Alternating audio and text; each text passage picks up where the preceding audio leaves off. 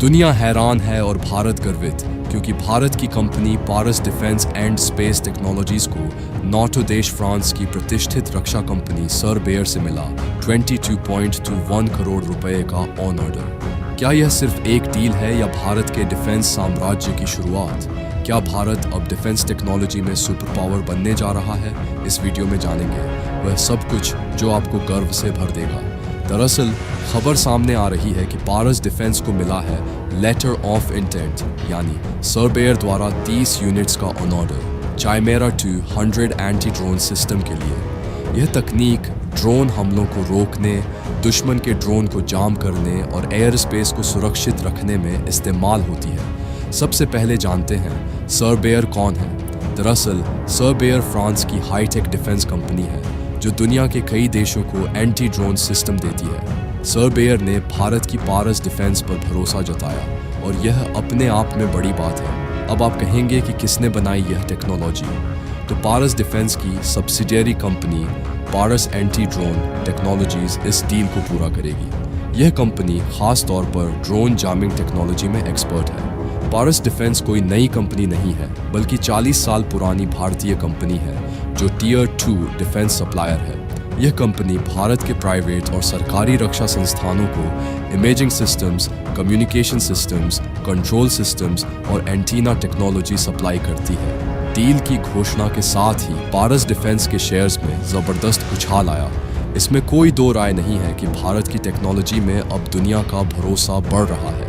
चाइमेरा 200 एक अत्याधुनिक anti drone system है जो दुश्मन के ड्रोन को लोकेट करता है, रेडियो फ्रीक्वेंसी ब्लॉक करता है, जीपीएस जाम कर देता है और ड्रोन को निष्क्रिय कर देता है।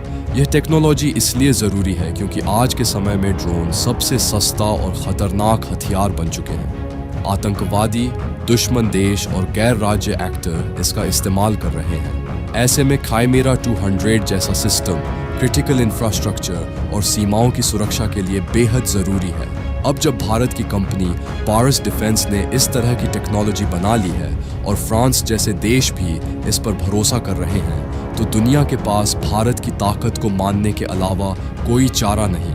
भारत अब सिर्फ आयात करने वाला देश नहीं रहा, बल्कि दुनिया को रक्षा उपकरण निर्यात करने वाला देश बन रहा है।